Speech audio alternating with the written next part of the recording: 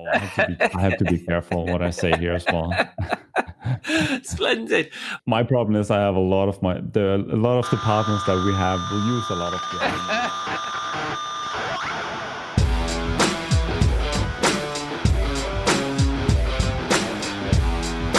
Hello and welcome to episode 27 of Rockstar CMO FM. The M is for marketing, the F is for, well, you decide. As you're probably asking yourself, does the world need another effing marketing podcast? I'm your host, Ian Truscott, founding editor of Rockstar CMO, your monthly dose of marketing street knowledge. You can find us at rockstarcmo.com or Rockstar CMO on Twitter and LinkedIn.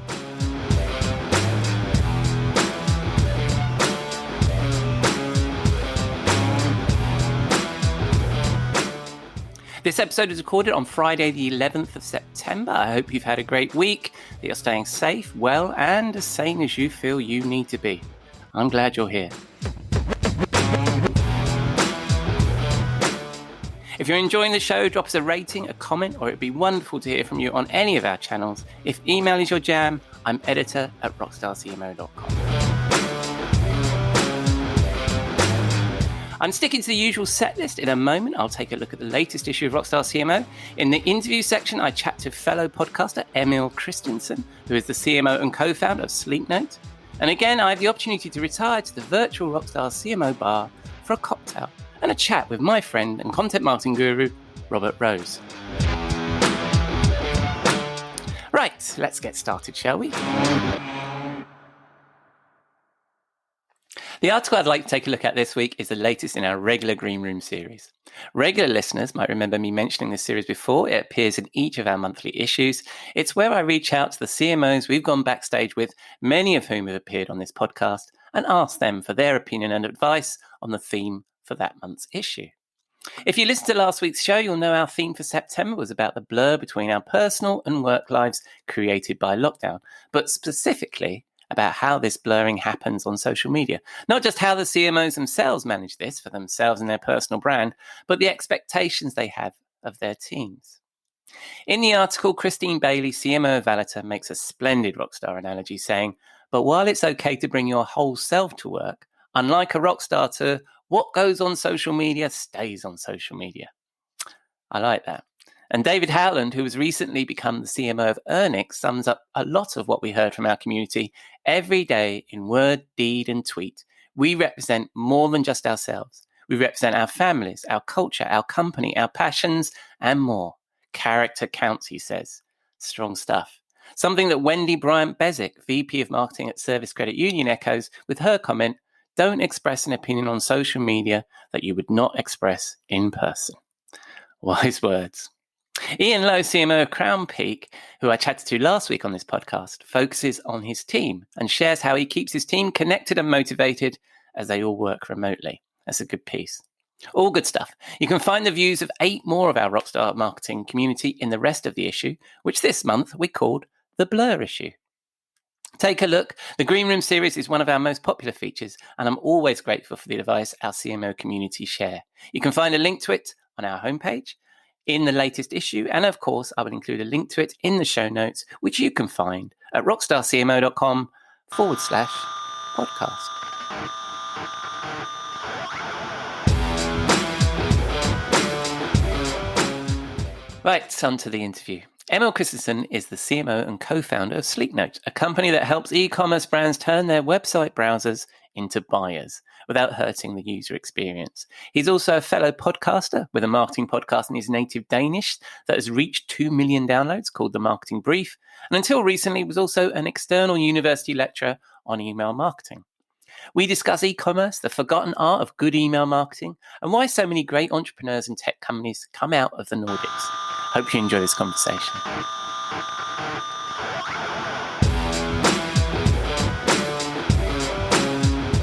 Welcome, Emil, to Rockstar CMO FM. How are you? Thank you, Ian. I'm great. Thanks for having me. And I don't think we've not featured you on Rockstar CMO before. So tell us a little bit about yourself and what you do. Yeah, sure. I am the CMO and co-founder of a company called Sleeknote. And Sleeknote is a SaaS So we help e-commerce sites with getting more leads and more subscribers, pretty much to their email list. And we've been doing that for 7 years now. And yeah, it feels like 2 years, but it's been 7 years. And at this point, we're at around 2,000 customers, 40 employees each. And yeah, we're just having a good time with building a software tool in these days as well. Yeah. So you're a marketer, or are you a software builder, or are you a marketer? What are you primarily? Oh yeah, an important point here. I'm a marketer, so I work in marketing every day. I lead a small team in marketing, and I've been doing that since day one. Obviously, day one, I've been doing customer success as well. I've been doing everything in between. Yeah. But since 1 year in, I've been doing marketing, and I've been doing that before Sleeknote as well for multiple years, both at the e-commerce side of things. I've been running an e-commerce site, and being in an agency, being consulting, and so on. So I've been trying a little bit of the different angles, and that also, I think, one of the upsides right now for me is that I know what it is to be like on the other side of the table. Yeah. And I saw in your background, e-commerce is very much something you've focused on, and that's what you focus on with Sleeknote. But I also noticed that you're a lecturer in email marketing. Tell us a bit about that. Yeah, email always been like the foreground, and one thing that I've been focusing on a lot since like all the way back 10 years ago, from the agency days and to e-commerce days as well. I've been earning a lot of money for the companies that I work from through email. And that's one of the reasons why we started Sleeknote as well. We wanted more email subscribers. And yeah, so it's always been a big focus. It is a big focus for us in Sleeknote as well, both from a marketing perspective, but obviously also from a product perspective. Right. And do you think organizations pay enough attention to email marketing, or do you think people think it's no longer relevant? What's your view? I think you also know the answer to this one here, and both what I would say and what you would say as well. That I don't think people are spending enough time on it. It's oftentimes something that I see interns doing Friday when now they don't have anything else to do. You can write a newsletter for next week, and we can send that out to our list of unsegmented subscribers, and just try it out. Yeah. And so it's kind of like a secondary thought. Yeah, it's something that people don't treat with the respect that they should. And again, I'm working with this every day, so I'm kind of biased with it as well. But I just see so many companies with so much potential. If it's e-commerce, B2B, SaaS, whatever, it doesn't really matter. Email is one of the only medias where we still own the subscriber, and we can just send an email when we want to whoever we want to. Yeah. And have you seen a difference with coronavirus and working in the pandemic, where we're selling more virtually? Have you seen, has that changed the way people are working with you guys? Yeah, to an extent, I would say. I think we're seeing some old. I'm going to say this straight out as it is, because the listeners to your podcasts would know that they're already working with online marketing. So but we're seeing old school businesses come to us and say, "Oh, like we are getting maybe in some cases millions of people to our website, and we have an email list of maybe 1,000 people. Maybe we should start focusing on it a little bit, since we're just used to people coming to our stores and buying the things that we have. So now they can't come to the stores. So maybe we should start building an email list." And we've seen some insane examples of companies building email lists, and from day one, it's like, oh wow, why didn't we do this before? Yeah, splendid. And what's the advice you primarily give about organizations starting to do that and starting to think about creating a subscriber list? Yeah, for me, and this is an important note, I think for most companies, it's not about the volume, it's about the quality of the subscribers. It's not about having 2 million subscribers. It's about having 100,000, or maybe even just 1,000 when you're starting out, segmented subscribers that's actually willing to engage in whatever you're sending out and willing to buy at some point. Maybe not in the beginning, but for me, it's not about the number of leads necessarily. Obviously, it's something you should think about as well, but it's more about quality leads and starting slow and making sure to somehow segment your subscribers. There's a big difference between someone, for us in Sleeknote, there's a big difference. Like, we're a B2B company selling to e-commerce and whatever, but when an agency sign up to our newsletter, we shouldn't say, oh, like, come and buy our product. Like, we want them as a partner instead. And that's like a classic mistake of like not having segmented your list. Like, you send out the wrong message to the wrong people. And it's that sounds like that concept of just having 1,000 true fans, right? Is that you want that engaged group of people that are working with you. Yeah, it's like empty likes. It doesn't really matter. Yeah. Okay, you have 100,000 likes on Facebook.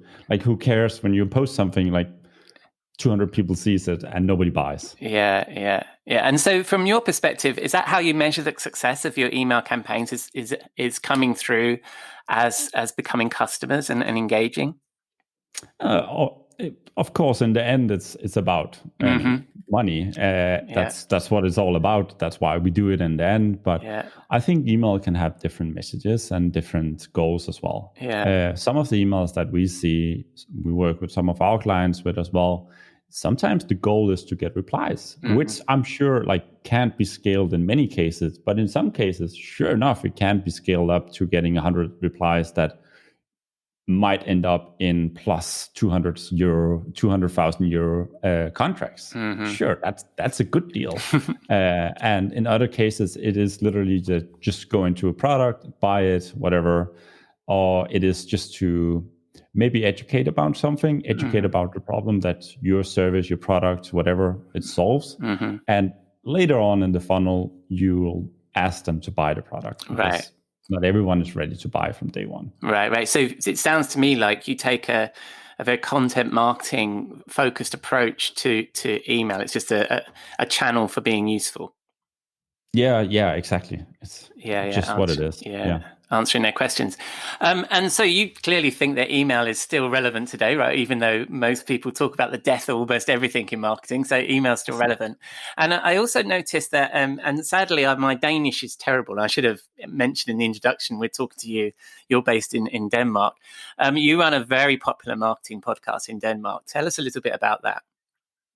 Yeah, sure. I started a Danish podcast called Marketing Brief. It's really, really simple. It started as a hobby and still kind of is because I'm just doing it for fun. But what we've been seeing, and this is exactly what, if you're working in a B2B setup, I think there are some learnings that I could pull away from it that I haven't really reflected on before now. And I think some of the learnings for me is that we started this podcast and we're hitting, like, we're plus 2 million downloads in a couple of years. And for me, sure, the downloads is one thing, but one thing that I'm oftentimes experience now, and we're in a B2B setup, if someone have been listening to me, my voice for, this is literally in some cases, maybe thousands of hours before they meet me. And then I meet someone and they've been listening to me for plus 100 hours. And they meet me and they think they know me. And sure enough, they do. And but I don't know who they are. But the trust level in B2B, I'm already established as a trust for them. So I could literally say jump and they'll jump, or I could say buy and they'll buy. And I'm not saying this as a bad thing, or say that everyone can do this, so you should go out and start your podcast. But what I mean about it is, can you show some personality in a B2B setup? And can you show your personality? Because people, I hate that like old saying of people buy from people, but it's true. It's just true. Like you want to trust people at least. That you buy from. Also in a B2B setup. And is that one of the things that also drives your the email side as well as your podcasting, in that it's about building trust? Yeah, for me, it's about building the trust. Whether it's through podcasts, webinars, email, whatever, there is all of the marketing lingos that we have buzzing around. I think it's about finding your channel. That's one of the learnings for me as well. I'm not particularly good in video. So I tried that. That's not for me. I can write blog posts, but it's not my strongest side either. I can do a video, I can do audio like this where I press record and I can do it straight away without doing anything. And it would take me 5 times the time to write a blog post. Yeah. So I think it's about finding what you're good at and doing that even more, and that will shine through. It just takes a long time. Yeah, well, there's a lot of. I was chatting to Emily Binder, who specializes in voice for brands, and there's a lot of studies that actually say that when you're talking direct to somebody like this, it's much more engaging than if they're going to read it from a blog post anyway. So you've probably made the right choice there, I should think. It's much more like, and especially what we hear and see today is like, you put up, like, this podcast has probably been listening to while they are on a walk with the dog, or just on a walk, or commuting somewhere. Like, it's literally our voices directly into their ears. And that's just something that it's very difficult to get a media that's so personalized like this. Obviously, video is a bit more personalized, but in some cases, it's not. I've noticed that a lot of popular podcasts that I listen to have started to add video to their podcast. I'm currently resisting that, so I'm not recording video yet. So it'd be interesting to see how that progresses, because I understand that actually, people do like the video as well as the podcast. So it'd be interesting to see how that goes, and if anybody sort of writes in and says, yes, please, Ian, please go on video, then maybe I might consider it. Well, so what success do you see? So you've been running the podcast, for 2 years, did you say? Yeah, I think we're hitting 3 years soon, actually 2.5-ish. And the successes, like, sure, downloads is one thing, but we see a massive amount of clients as well, obviously from Scandinavia, who understand the podcast. So it's a small market for us, Scandinavia still. Sleeknote, we're an international product. So for me, it's still for fun. It's not like I'm measuring any ROI or anything like that, like a typical marketeer would start doing. I'm not doing that at all. Right.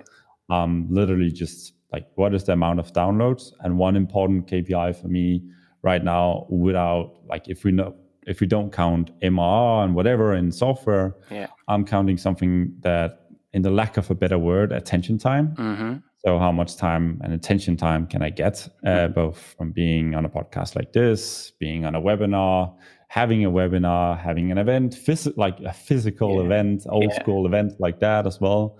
How much time can I kind of grab of attention? That's an important mission. Well, that's an important currency right now for us as marketers. There's a lot of talk about attention, isn't there? And all this bullshit, frankly, about the fact that our consumers have only got the attention span of a goldfish. And we have to grab it. Yeah.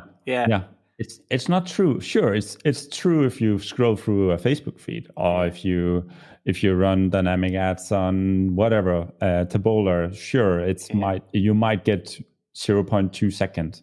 But other than that, you'll have plenty of time if you're engaging enough. Yeah. And do you think that the fact that you guys have specialized in your own home market, and you're doing the podcast in the language of the region, do you think that's helped, where you've really kind of focused there with that audience?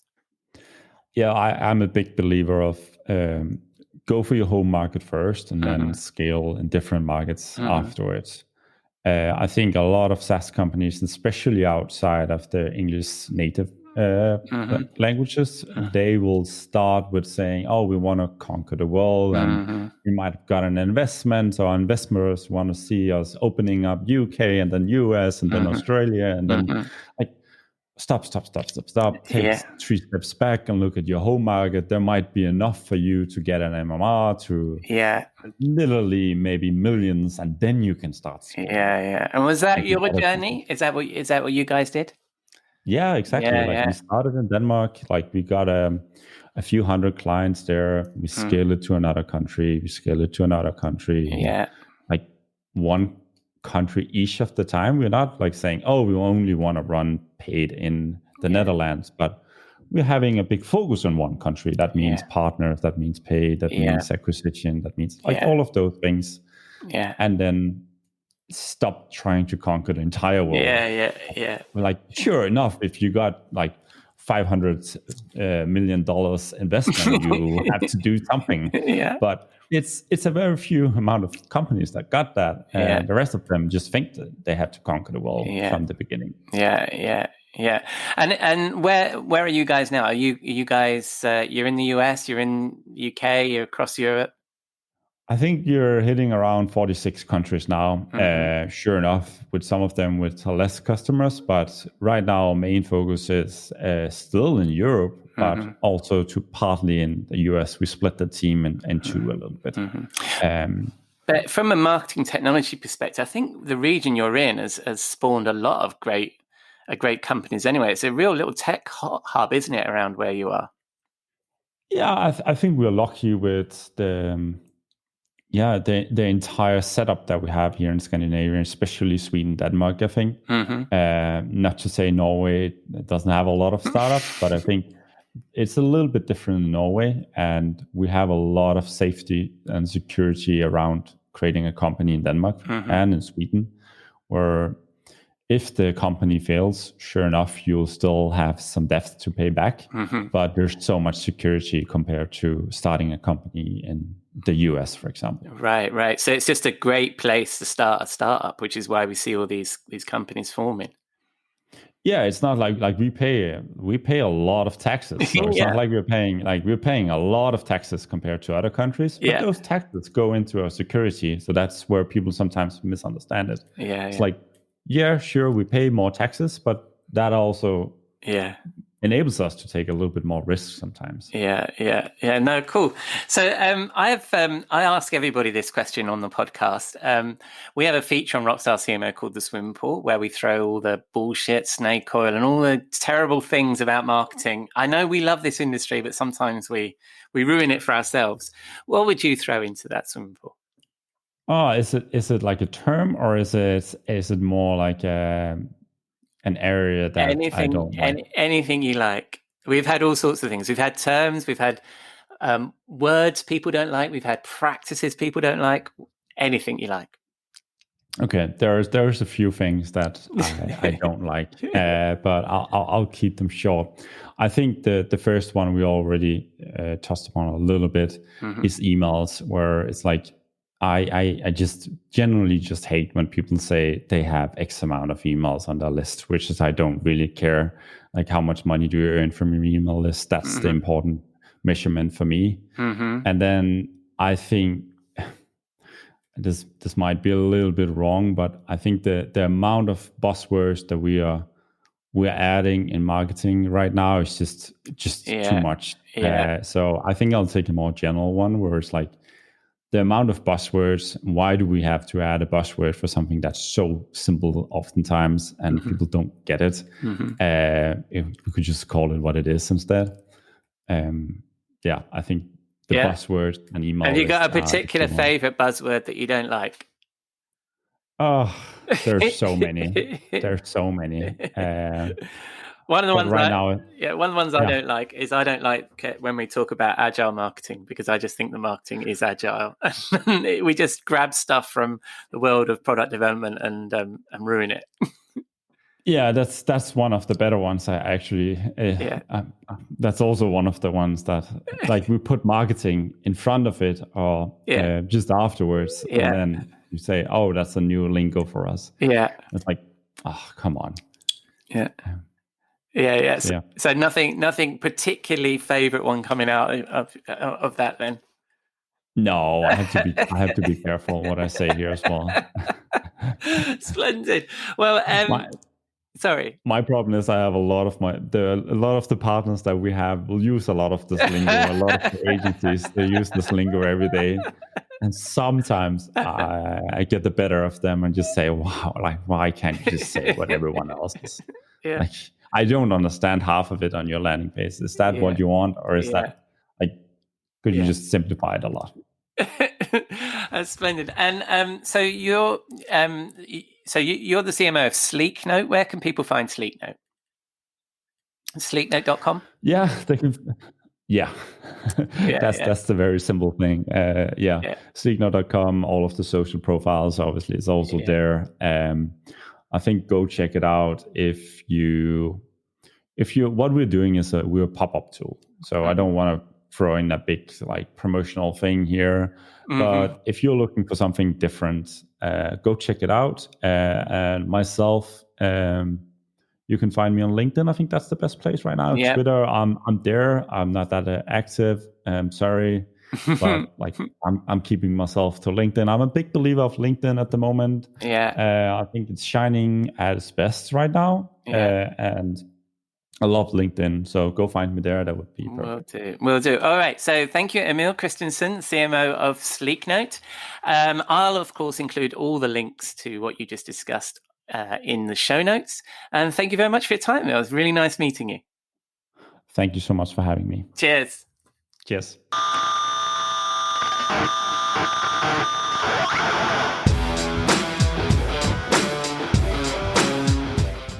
Thank you, Emil. I will, of course, include all the links we discussed in the show notes. However, as I mentioned, his podcast is in Danish. So according to our podcast stats, only a couple of you Danes will understand it. But take a look at Sleeknote and their blog, where he writes in English, and, of course, his social media connections. Right, it's Friday evening here at the Rockstar CMO penthouse in London. I'm about ready to call it a day and ease my way into the weekend with a trip to the Rockstar CMO virtual bar and join my friend and content marketing guru, Robert Rose.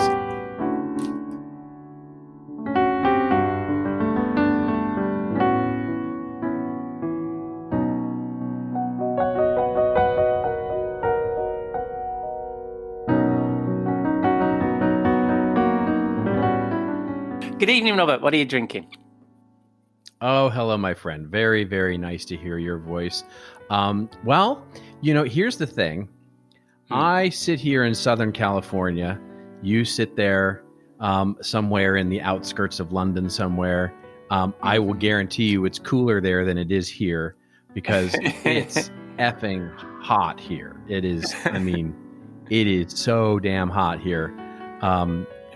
This is the hottest time of year for us here in Southern California, September and October, but it's hot. And so tonight's cocktail is called Bring the Effing Heat, is what I'm calling it. And there's a little bit of a baseball thing there too, but it's a wonderful reposado tequila with pineapple juice, and then you add in some jalapeno and cayenne pepper to spice things up quite a bit, and it's got a kick to it for sure. And so it's perfect for how hot it is right now. Wow. Well, I do have. I think that I've got a chicken in the oven at the moment because it's the evening time here, and I think it's probably cooler in the oven than it is in California right now. And I'm actually cooking some. I'm actually cooking Jamaican church chicken, which I believe is probably cooler than the drink that you've offered us there. So, so let me have a go at making this. Did you put ice in that? If it's that hot, right? I did. I did. Definitely, you want some ice in there for sure. Lovely. Now let me see what I've got on my tequila selection. I've got Bombay Sapphire Gin.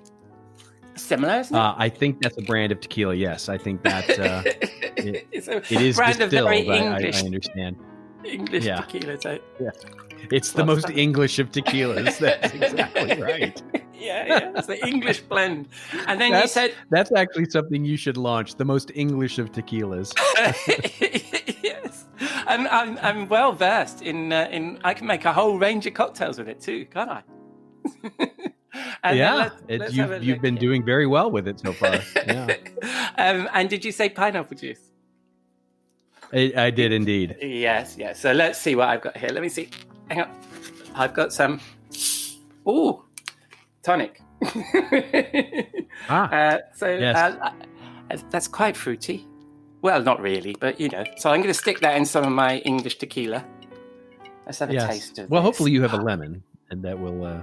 Let's not get too fancy, Robert. You know how simple my tastes are. Okay, I understand. A lemon would be good. If I'd have bought the Tanqueray, I'd have stuck some cucumber in, and that would have made up for your spices that you put in there. Hang on a sec. Yeah, it would have. Oh, that's very nice, Robert. And I'm not quite getting the kick, but maybe something went wrong along the way there somewhere. But that's delicious. And as usual, I could drink those every week. Whereabouts would you suggest that we drink these flaming hot drinks? Presumably not on your patio right now. Yes. Well, assuming that we're not here in the blistering heat of Southern California, I would want to go somewhere tropical. Mm-hmm. And so I think the place for us to go would be Maui. Ooh. I'm not sure if you've been to Hawaii before, and I know we talked about Hawaii on a previous episode, but we actually talked about Kauai in that. And this time I think we should be on Maui, which has many more of the amenities that we might want in such luxury and be able to spend this time on the beach in a wonderful 5-star hotel and all of that. And there is a place in Maui called Kihei, which is actually on the call it the southwest portion of the island, which is just absolutely fantastic. And there are some resorts there that are just absolutely beautiful. So we would sit on the beach, we would drink a few of these, and then fall asleep on the beach, talking about all sorts of marketing things. That sounds fabulous. That does sound fabulous. And as you know from our last conversation, and regular listeners will remember, I've never been to Hawaii, so that sounds beautiful. And I'm hoping people don't think that when we get together all we do is talk about marketing. But what would be the topic of our conversation as we sit there and listen to those waves? I think it's something I've been thinking about a lot lately, as certainly as there's a lot of evolution, let's call it, change management in the air right now about what we're doing in 2021. Yeah. And I think we get wrapped up in a question, which I think is a really interesting question, which is, in marketing, what's the most important thing? Is it more people, more technology, or better process? And it's very interesting to me where companies will put their efforts. And mostly I find, which is fascinating to me, there seems to be this sort of overriding effort toward technology. And literally I was talking with someone recently where the VP of marketing there was explaining to her CEO all of the different, challenges that, the marketing group had and all of the challenges that they were facing. And the CEO literally said, well, isn't there an app for that? Oh my God. And with no sort of, sense of irony at all or cynicism or sarcasm. And that's where we are in a lot of this, which is we all feel in some way should be some level of technology to bring us out of some change or some new shiny process. And I find more and more that, and there is research to show this, right? Where, we spend more now on technology than we do people. That's from Gartner CMO study. And, and it is a fascinating thing to me that we don't choose to fix the operating model by which we look at marketing. We rather try and scale it up with more people or more technology. Yeah, I know I was having a conversation with a chap called Ahmed Hassan, who's been on the show before, just earlier today. He used to run a digital at Spark 44, who are Jaguar Land Rover's agency. And he was saying to me exactly the same thing, because he specializes in digital transformation. He said everybody's focusing on the tech and nobody's focusing on the people. Right. That's right. Yeah. Yeah, it's a big challenge right now. And the interesting thing is I think it's coming to bear because so many companies right now would struggle, right, with doing a big technology implementation. And so it's almost in a weird way, companies now, because of work from home and because of the inability to sort of figure out how you would get people to help install, implement, or, join up technology, are starting to take a real hard look at to say, maybe it's not the technology that we have to swap out or rip out. Maybe it's the way we do things. And that realization is a fascinating one to me for further exploration, because it's a healthy thing, I think, to get us out of the sort of rat race and technical debt that so many companies find themselves in. I saw one statistic that said 30% of our time now as marketers is either spent selecting technology, implementing technology, or working to learn a new technology. Wow. And that's just too high, right? That's just too high. Yeah. And where do you think, do you think there's a particular area within marketing that you're seeing people over indexing on technology, where perhaps it's the process and techniques they need to focus on? Yeah, digital is one, right? I mean that's the obvious one, but I think the one that sort of comes leaping out is, what are we doing with all of this data, right? It's the classic. We have all of these tools in place to generate data right now, and we're generating scads of data. Nobody is short on data, but what we're actually doing with it is truly sort of a giant question mark. It was Eli Goldratt, the physicist, sort of business guru, wonderful author, thought leader, who he said, we have so much data but so little information, right? And so I see that we're really over-indexing on sort of saying, well, if we just put this tool in, then we'll be able to make sense and use that data for personalization or for targeting or for understanding our customer better or whatever. And of course, none of that is true. Technology is simply the opportunity for, insight. It's not insight in and of itself. Right. And people coming to you with your consultancy and saying to you, and assuming that technology is going in and asking for your help with that, when actually they're asking you the wrong question, which is, do you need the technology? Are you having to walk people back from those kind of decisions? The interesting thing there is that I'm not necessarily having to walk people back from the decision of selecting technology. It's almost a giant sigh of relief when we start having different conversations, right? It's like, the marketers that I'm talking to are like, oh, we're not going to talk about technology? Okay. It's like, nice. It's a big sigh of relief to say, okay, great. You're not going to come in and pitch me that I need some new platform to do what I want to do. Yeah. And that should tell technology vendors everything they need to know, by the way. And consultancies, by the way, everything they need to know. But what ends up happening is that it's almost like a pacifier in some cases, right? Yeah. You know what I mean? It's like, I love that analogy. We do a big technology project, I know that that'll keep us busy for a while and sort of punt the real challenges down the road a bit. Yeah.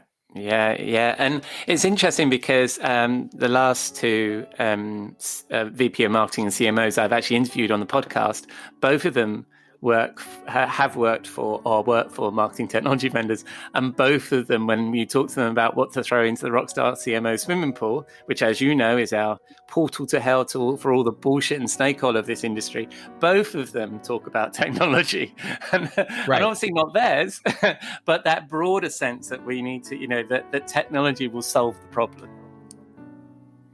Yeah, it's as I just said I think to me technology is an opportunity to solve a problem, not the answer to the problem, right? Right. And so it's not the technology's fault, the technology these days. I mean, let's be very clear. There are some amazing solutions out there. We are not short on innovation and cool, interesting ways to look at the process and operation of marketing to help us leverage the people, the brains, the creativity that we have.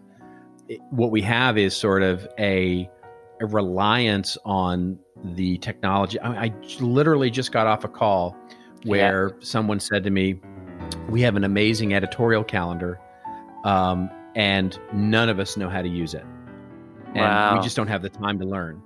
And it's like, you bought the editorial collaboration calendar, which was a tiny purchase. It was a minuscule purchase. Somebody probably put it on their credit card, but it's there, and nobody has the time to learn it because they're so busy, and so nobody will ever use it. And so ultimately, somebody will turn it off at some point. And it's like, well, you want to stand up and go, just do it or don't. I had a similar conversation recently where a new client came to me and said, we're thinking of buying this. And it was a content platform, not a content management system, but a content platform, one of these new breed of, chucks up landing pages and that kind of stuff and sexy things. And it looks all sexy and it's sexy things. And I said, well, why do you need it? What's your requirements? And they sort of look at you like you're taking away their shiny toys. It's like, we haven't really, well, we need to produce stuff. What stuff? What stuff do you need to do? Right. What is this? Right. Well, but if we had it, we would do these things. Right. So you're going to buy a tool, and then that's going to make you do the things you're not doing today. Right. That's going to drive your requirements and your workflow. I don't think that's going to work. That sentence alone is perfect, right? Yeah. Which is, the if we had it, we could do stuff. Yeah, right? yeah. And that's probably what happened with your client with the editorial calendar. It's like, we definitely need an editorial calendar. No, let's not use Excel. Let's buy a thing. Make sure that we create an editorial calendar. Let's not review the fact that we don't actually have an editorial strategy to calendarize. Yeah. Yeah. So that would be beautiful, wouldn't it? We'd watch the sun go down, and both of us actually come from marketing technology vendors, and talk about how people shouldn't be buying so much technology. So I think that's a very nice thought, and these are very nice drinks. So that's very nice. Thank you, Robert. Absolutely a pleasure. And I do actually, while I'm talking about stopping, because we're going to stop recording in a moment, I want to thank you for the weekly wrap that you've been doing every week for God knows how many weeks, and I know that you stopped it this week.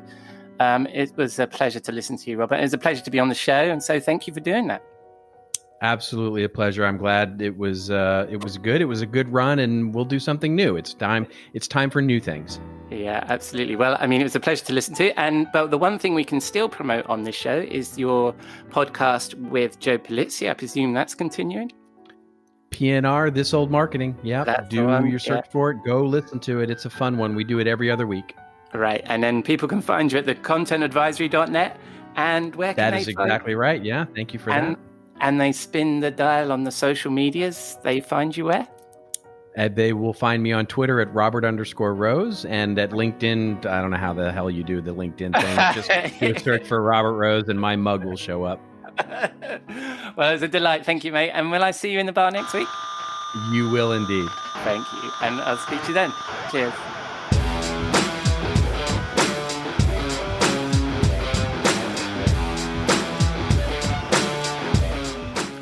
Thank you, Robert. A bit awkward at the end there, but I enjoyed his weekly rap podcast, and I will miss it. And he's been very generous in sharing his experience with that podcast in helping me with this podcast.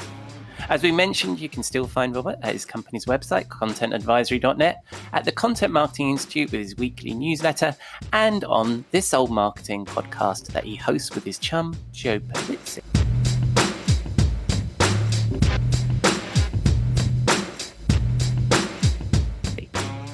So that's a wrap on episode 27 of the Rockstar CMO effing marketing podcast.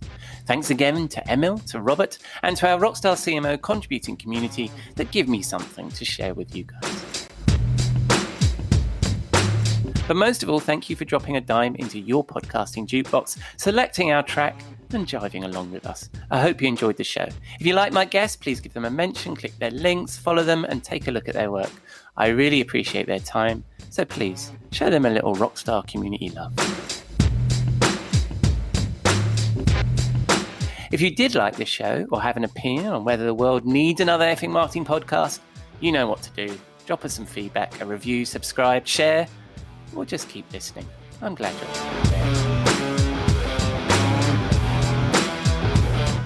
Next week, I have a chat with Paige O'Neill, the CMO of Sitecore, scheduled in my calendar. I'm looking forward to that.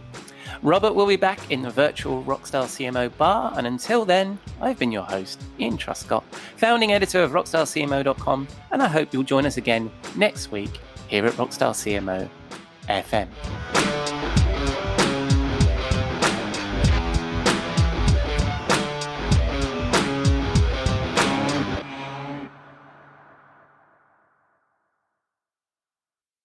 You may know you're listening to this show along the Marketing Podcast Network, but did you know there are other great shows on MPN to help your business?